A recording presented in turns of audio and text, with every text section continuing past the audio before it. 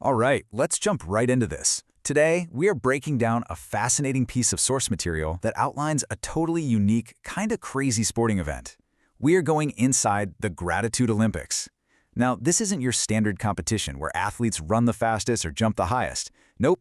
Instead, they're battling to do something much, much harder, staying grateful in the absolute weirdest situations imaginable.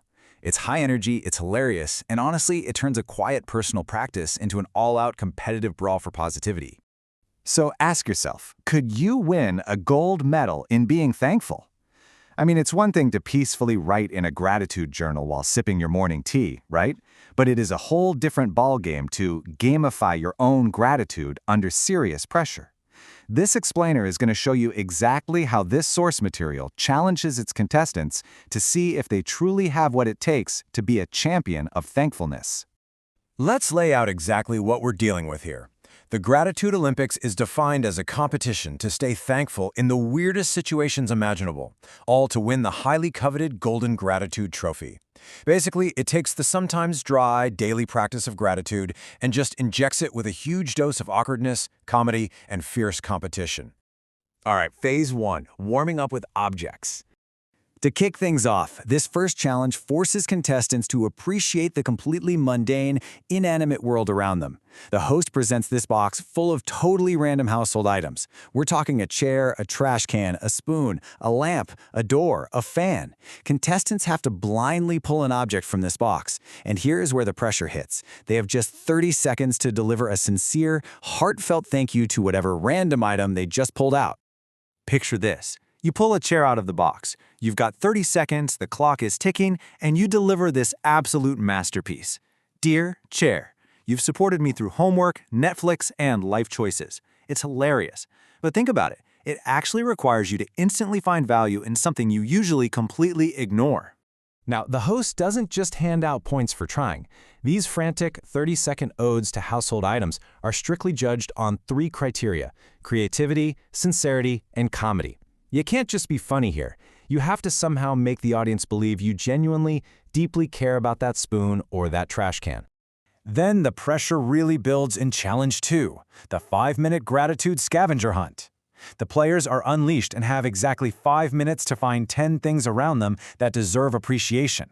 It could be a tree, a shoe, a street bench, or even the clouds.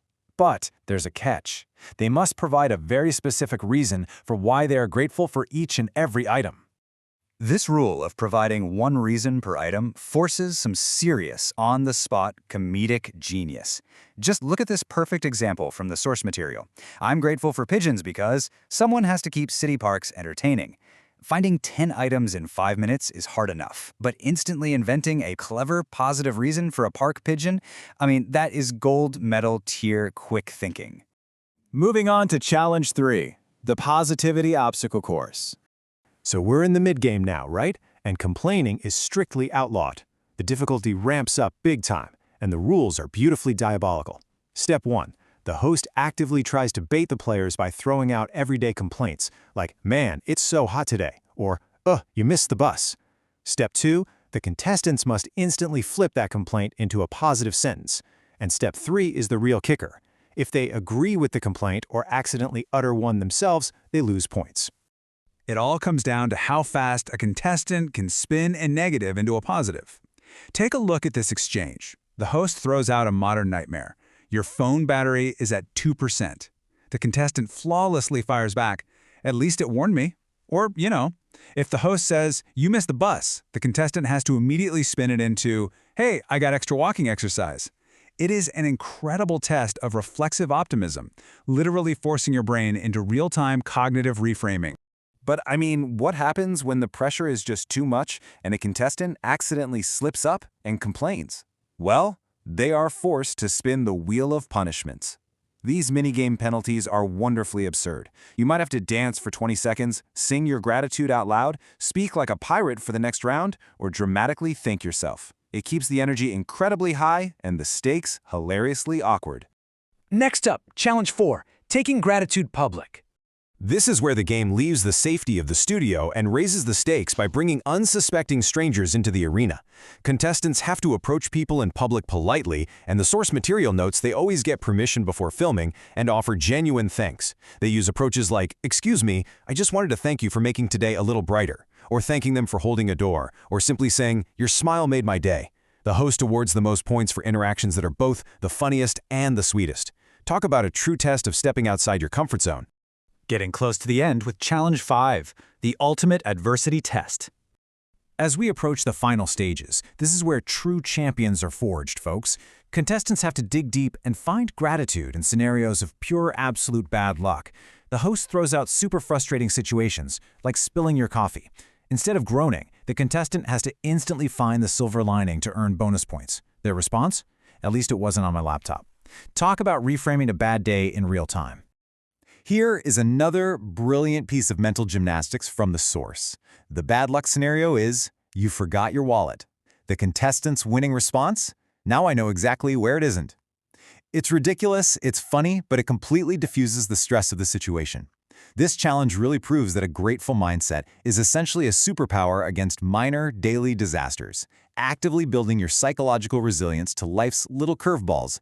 But, wow, it all comes down to this, the final challenge. Rapid-fire gratitude.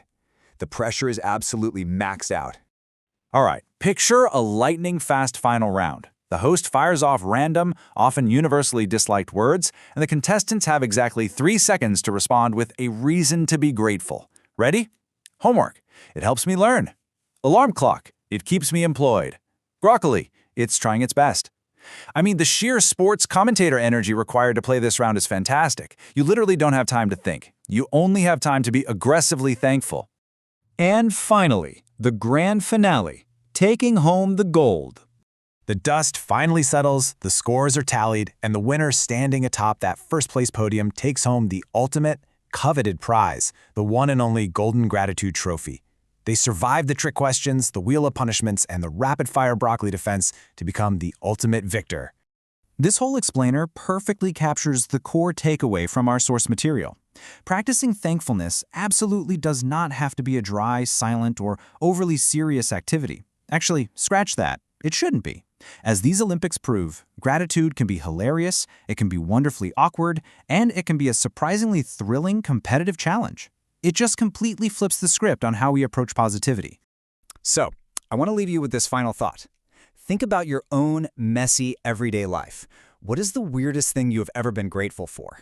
Maybe it's a delayed train that finally let you finish a great audiobook, or, a terrible movie that just made you laugh with your friends. Leave your most ridiculous answer in the comments below. The funniest one might just be featured next time. Keep practicing that aggressive gratitude, and I'll catch you in the next explainer. If you liked our video, subscribe to our channel and connect with us by scanning the QR code given.